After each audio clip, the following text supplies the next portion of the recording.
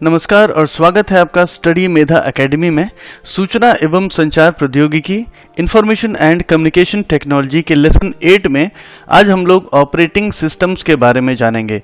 लेकिन इससे पहले कि मैं चर्चा शुरू करूं, मैं आपसे रिक्वेस्ट करना चाहूँगा कि यदि आपने हमारे चैनल को अभी तक सब्सक्राइब नहीं किया है तो कृपया हमारे चैनल स्टडी मेधा एकेडमी को सब्सक्राइब जरूर करिएगा। हमारी वेबसाइट studymedha.com को जरूर विजिट करिएगा। तो आइए आज हम लोग जानते हैं ऑपरेटिंग सिस्टम्स के बारे में। तो अब हम समझ लेते हैं कि ऑपरेटिंग सिस्टम क्या है। What is an operating system? Operating system भी एक सॉफ्टवेयर ही है। वो हार्डवेयर और एप्लीकेशन सॉफ्टवेयर को नियंत्रित भी करता है और कंप्यूटर का एक प्लेटफॉर्म प्रोवाइड करता है ताकि कंप्यूटर यूजर डिफाइंड कार्य कर सके। तो ऑपरेटिंग सिस्टम जो है वो एक सॉफ्टवेयर होता है, कंप्यूटर से जुड़े हार्डवेयर और एप्लीकेशन सॉफ्टवेयर को नियंत्रित करता है और कंप्यूटर को कार्य करने के लिए एक प्लेटफॉर्म प्रदान करता है। और ये कंप्यूटर की इसको आत्मा इसलिए कहा जाता है क्योंकि इसके न रहने से कोई भी एप्लीकेशन सॉफ्टवेयर नहीं चलेगा और हार्डवेयर्स को नियंत्रित करने के लिए कोई भी सिस्टम सॉफ्टवेयर फिर नहीं रहेगा अगर ऑपरेटिंग सिस्टम नहीं है आपके कंप्यूटर में। तो ऑपरेटिंग सिस्टम इसीलिए कंप्यूटर को कार्य करने के लिए चूंकि प्लेटफॉर्म देता है, इसलिए इसे कहा जाता है कि यह कंप्यूटर की आत्मा है। ये एक इंटरफेस की तरह भी काम करता है between the computer user and computer hardware. तो यूजर को हार्डवेयर का यूज करने के लिए, सॉफ्टवेयर का यूज करने के लिए एक इंटरफेस प्रदान करता है। ये एक सिस्टम सॉफ्टवेयर ही है जो कुछ बेसिक टास्क करता है, जैसे फाइल मैनेजमेंट करता है, मेमोरी मैनेजमेंट करता है, प्रोसेस मैनेजमेंट करता है, आउटपुट और इनपुट को हैंडल करता है, पेरिफेरल्स जो डिवाइसेस लगे हुए हैं उनको कंट्रोल करता है, जैसे कि डिस्क ड्राइव हो गए, प्रिंटर हो गए, ये सबको कंट्रोल करने का काम भी करता है। तो ऑपरेटिंग सिस्टम जो है वो हमारे कंप्यूटर में बेहद जरूरी है और ये एक ऐसा सिस्टम सॉफ्टवेयर है जो हमारे कंप्यूटर में चल रहे सभी हार्डवेयर सॉफ्टवेयर को संचालित करता है, नियंत्रित करता है। इसके न होने से हम कंप्यूटर से अपना मनचाहा काम नहीं ले पाएंगे, इसलिए इसे कंप्यूटर की आत्मा भी कहा जाता है। ये एक डायग्राम से हम लोग समझते हैं कि ऑपरेटिंग सिस्टम एग्जैक्टली करता क्या है। जैसे ये हमारा हार्डवेयर पार्ट हो गया जिसमें CPU, RAM, input output devices वगैरह सब कुछ हो गए। इधर ये सॉफ्टवेयर का पार्ट हो गया जिसमें हमारे जितने भी सिस्टम सॉफ्टवेयर और एप्लीकेशन सॉफ्टवेयर हैं। अब सॉफ्टवेयर को यूज करता है यूजर यहाँ डायरेक्टली हार्डवेयर को, बहुत सारे हार्डवेयर को यूज नहीं भी करता है। कुछ हार्डवेयर्स को तो हालांकि यूज करता है, कुछ हार्डवेयर्स को डायरेक्टली यूजर नहीं यूज करता है। तो कुछ हार्डवेयर ऐसे हैं जो कि ऑपरेटिंग सिस्टम के द्वारा संचालित होते हैं और कुछ ऐसे हैं जो यूजर के द्वारा और ऑपरेटिंग सिस्टम के द्वारा, दोनों के द्वारा संचालित होते हैं। जैसे कीबोर्ड हो गया, कीबोर्ड में जो एक्चुअल ऑपरेशन है वो तो यूजर करता है, लेकिन वो जो हम बटन दबा रहे हैं उसका सिग्नल जा रहा है कि नहीं जा रहा है वगैरह वगैरह, ये सारी चीजें ऑपरेटिंग सिस्टम ही हैंडल करता है। तो सॉफ्टवेयर हार्डवेयर इन दोनों के बीच में जो पुल है, जो इन दोनों को नियंत्रित करने वाला सॉफ्टवेयर है, वो है ऑपरेटिंग सिस्टम। और अब इसको देखें तो वर्चुअली यूजर को काम करने के लिए जो पूरा प्लेटफॉर्म है वो ऑपरेटिंग सिस्टम ही दे रहा है। ठीक है, तो ऑपरेटिंग सिस्टम जो है इसीलिए बहुत ही महत्वपूर्ण हो जाता है। ऑपरेटिंग सिस्टम की हिस्ट्री थोड़ी सी हम लोग जान लेते हैं। जो ऑपरेटिंग सिस्टम्स थे वो लेट 1950s में पहली बार बने थे और इनका जो उद्देश्य था वो टेप स्टोरेज को ऑटोमेटिकली मैनेज करने के लिए बनाए गए थे। जो टेप स्टोरेज जिसमें डेटा को रखा जाता था उसको ऑटोमेटिकली मैनेज हो जाए, इसके लिए ऑपरेटिंग सिस्टम्स का निर्माण 1950s में, लेट 1950s में किया गया था। उसके बाद जनरल मोटर्स रिसर्च लैब, इन्होंने 1950s में अपने IBM 701 मशीन के लिए पहला OS जो है वो पहला ऑपरेटिंग सिस्टम इंस्टॉल किया था। 1960s में ऑपरेटिंग सिस्टम जो थे वो डिस्क में रखे जाने लगे थे और वो एक जगह से दूसरी जगह ट्रांसपोर्ट किए जाने लगे। एक डिस्क में जैसे ऑपरेटिंग सिस्टम के प्रोग्राम्स को रख लिया जाता था, अब किसी अन्य कंप्यूटर में उस ऑपरेटिंग सिस्टम की जरूरत थी तो वहां इस डिस्क को ले जाके यूज किया जा सकता था। तो इस तरह से इनका जो ट्रांसपोर्टेशन था वो शुरू हो गया था। लेट 1960s में यूनिक्स OS का पहला वर्जन आया था। First version of the Unix OS was developed in late 1960s। उसके बाद माइक्रोसॉफ्ट ने MS DOS जो है वो फर्स्ट OS के रूप में, अपने फर्स्ट OS के रूप में डेवलप किया था 1981 में। और ये 86 DOS करके एक सॉफ्टवेयर था जो कि सिएटल की एक कंपनी ने इसको बनाया था, इसको डेवलप किया था। उससे MS DOS को माइक्रोसॉफ्ट ने खरीदा और MS DOS के रूप में इसको लॉन्च किया। 1981 की बात है ये। और अभी आज के डेट में जो विंडोज ऑपरेटिंग सिस्टम है ये 1985 में आया था और ये ग्राफिकल यूजर इंटरफेस के रूप में आया था, इसलिए काफ़ी सुपर हिट भी हुआ। ग्राफिकल यूजर इंटरफेस यानी आपको अपने इंटरफेसेस जो है वो दिखाई देंगे, जैसे फाइल बनती हुई दिखाई देगी, उसमें लिखता हुआ दिखाई देगा, उसमें फोटो वगैरह आप लगाएंगे तो दिखाई देगा, फाइल के आइकन वगैरह दिखेंगे, कर्सर होते हैं जिससे आप कर्सर को मूव करके कौन सी फाइल सेलेक्ट कर रहे हैं वगैरह, ये सारी चीज़ें जो है वो ग्राफिकल तौर पे जो दिखाई देती हैं, ये सारी चीज़ें GUI का जो पूरा एनवायरनमेंट है वो विंडोज़ में 1985 में आया था। और इसी में MS DOS को भी उन्होंने इंटीग्रेट कर दिया था। तो MS DOS पहले इन्होंने लॉन्च कर लिया था, बाद में जब विंडोज़ लाए तो उसमें MS DOS को भी इंटीग्रेट कर लिया था। यहाँ पर गैरी अर्लेन किंडाल, इनकी चर्चा करना बहुत जरूरी है। इनका जन्म हुआ था 19 मई 1942 को, इनका देहावसान हुआ 11 जुलाई 1994 को। तो ये कौन थे? ये एक अमेरिकन कंप्यूटर साइंटिस्ट और माइक्रो कंप्यूटर एंटरप्रेन्योर थे जिन्होंने CP/M ऑपरेटिंग सिस्टम बनाया था और इन्होंने एक कंपनी बनाई थी जिसका नाम था डिजिटल रिसर्च इनकॉर्पोरेटेड। और ये जो CP/M ऑपरेटिंग सिस्टम है ये दुनिया का पहला फंक्शनल ऑपरेटिंग सिस्टम माना जाता है, इसीलिए गैरी अर्लेन किंडाल को फादर ऑफ ऑपरेटिंग सिस्टम्स कहा जाता है। ये नाम याद रखिएगा, गैरी अर्लेन किंडाल। ये बहुत ही इंपॉर्टेंट व्यक्ति थे ऑपरेटिंग सिस्टम्स की जहां तक बात की जाए। और जो 86 DOS जो उसके बाद बना था, जिसे बाद में माइक्रोसॉफ्ट ने परचेज किया, वो CP/M ऑपरेटिंग सिस्टम के ही प्लेटफॉर्म पे बना हुआ था। तो आप समझ सकते हैं कि CP/M ऑपरेटिंग सिस्टम जो है वो कितना इंपॉर्टेंट था, क्योंकि बाद में इसी को देखते हुए आगे जो ऑपरेटिंग सिस्टम्स हैं वो डेवलप हुए हैं। तो गैरी अर्लेन किंडाल, इनका नाम याद रखना है। He is considered as the father of operating systems. यहाँ पर कर्नल के बारे में जानना बहुत ही जरूरी है। कर्नल एक ऐसा सॉफ्टवेयर है जो कि ऑपरेटिंग सिस्टम का एक पार्ट है और इसका प्रमुख काम होता है हार्डवेयर और सॉफ्टवेयर के बीच में कम्युनिकेशन करवाना। The kernel is the central component of a computer operating system. Operating system का सेंट्रल कंपोनेंट है, बहुत ही महत्वपूर्ण भाग है। The only job performed by the kernel is to manage the communication between the software and the hardware. तो hardware और software के बीच में कम्युनिकेशन करवाना ही इसका प्रमुख काम है। It makes the communication between the hardware and the software possible. तो हार्डवेयर और सॉफ्टवेयर आपस में कम्युनिकेशन कर पाए, ये काम कर्नल करता है। और इस तरह से कम्युनिकेशन हो कि यूजर जो भी काम करना चाहता है कंप्यूटर से वो हो जाए, ये कर्नल इंश्योर करता है। तो कर्नल जो है वो ऑपरेटिंग सिस्टम का ही एक पार्ट होता है जो कि हार्डवेयर और सॉफ्टवेयर के बीच में कम्युनिकेशन करवाता है।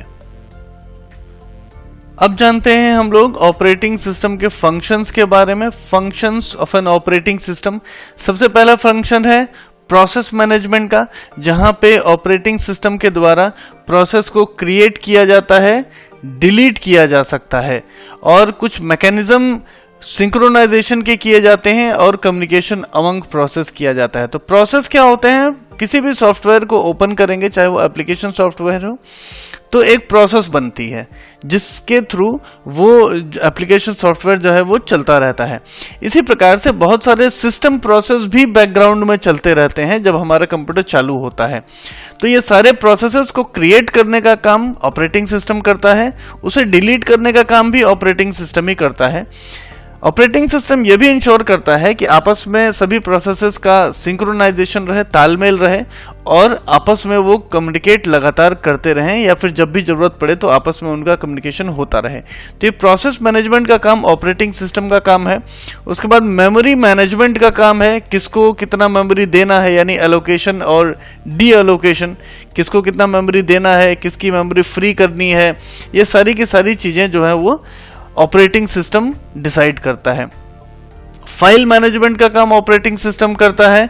फाइल रिलेटेड एक्टिविटीज की किस तरह से ऑर्गेनाइजेशन होगा, स्टोरेज होगा, रिट्राइवल होगा, नेमिंग, शेयरिंग, प्रोटेक्शन, ये सारी की सारी चीज़ें जो फाइल से रिलेटेड रहती हैं, कहाँ पे सेव होगा, किस तरह का ऑर्गेनाइजेशन होगा उसका, है ना, कब रिट्राइव होगा, कब वो आर्चिव होगा, कब बना था, जब उसके सारी की सारी चीज़ें, कैसे वो शेयर होगा एक कंप्यूटर से दूसरे कंप्यूटर में या एक ड्राइव से दूसरे ड्राइव में, उसको किस तरह से सिक्योरिटी दी जाएगी, ये सारी की सारी चीज़ें जो है वो फाइल मैनेजमेंट का काम है और ये ऑपरेटिंग सिस्टम का फंक्शन है। डिवाइस मैनेजमेंट ऑपरेटिंग सिस्टम का एक महत्वपूर्ण फंक्शन है।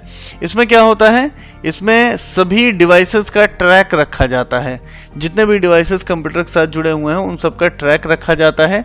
ये काम करने के लिए एक स्पेशल सॉफ्टवेयर होता है जिसे इनपुट आउटपुट कंट्रोलर कहा जाता है। तो ये जो सॉफ्टवेयर मॉड्यूल है ये ऑपरेटिंग सिस्टम का ही एक हिस्सा होता है।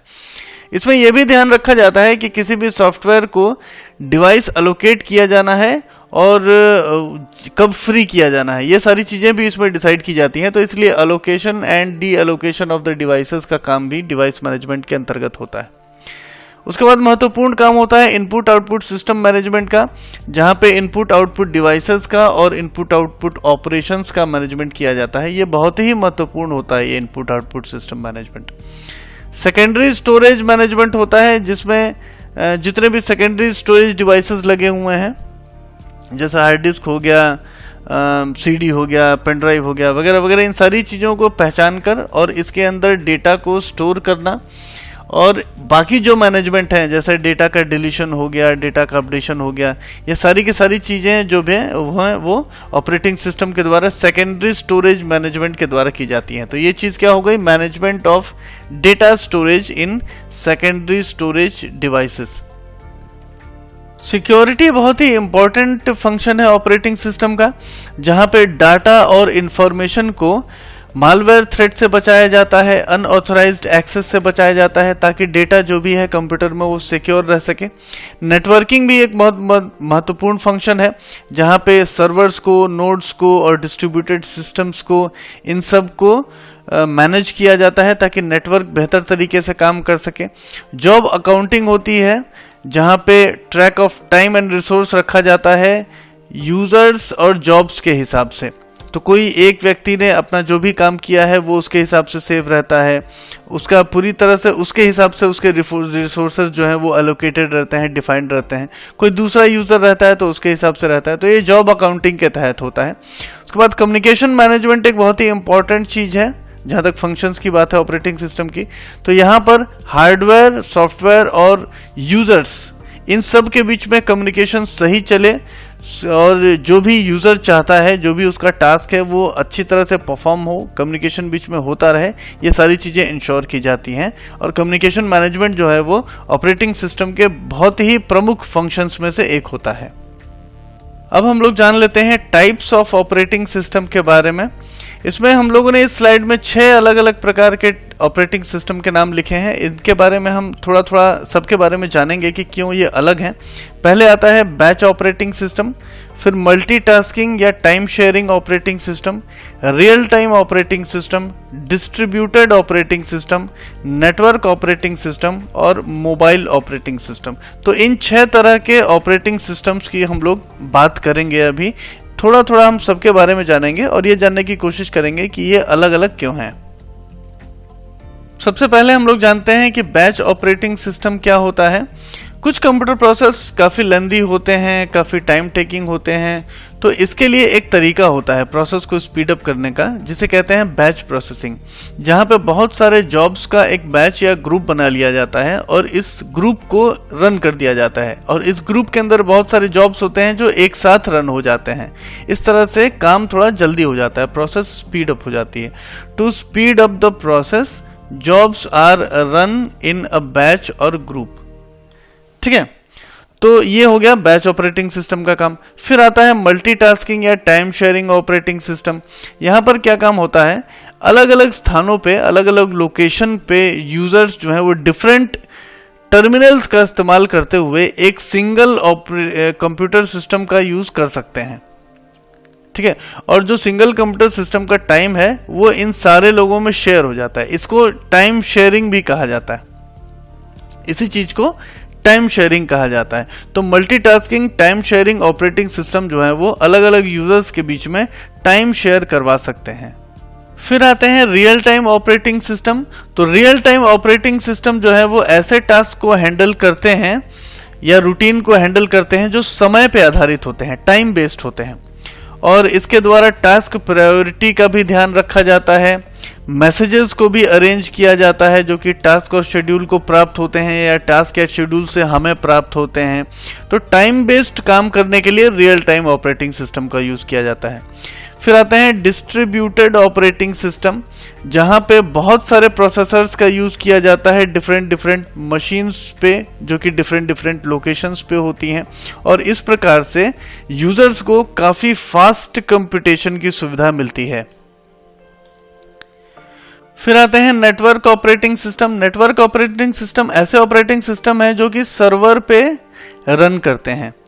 ये डेटा को मैनेज करते हैं, सर्वर के यूजर्स को मैनेज करते हैं, ग्रुप्स को, सर्वर की और पूरे नेटवर्क की सिक्योरिटी को मैनेज करते हैं। जो भी एप्लीकेशंस चलेंगे उस नेटवर्क में उन सभी चीज़ों का मैनेजमेंट होता है, और दूसरे जितने भी नॉर्मल नेटवर्किंग फंक्शंस हैं उन सभी को मैनेज करने का काम करते हैं नेटवर्क ऑपरेटिंग सिस्टम।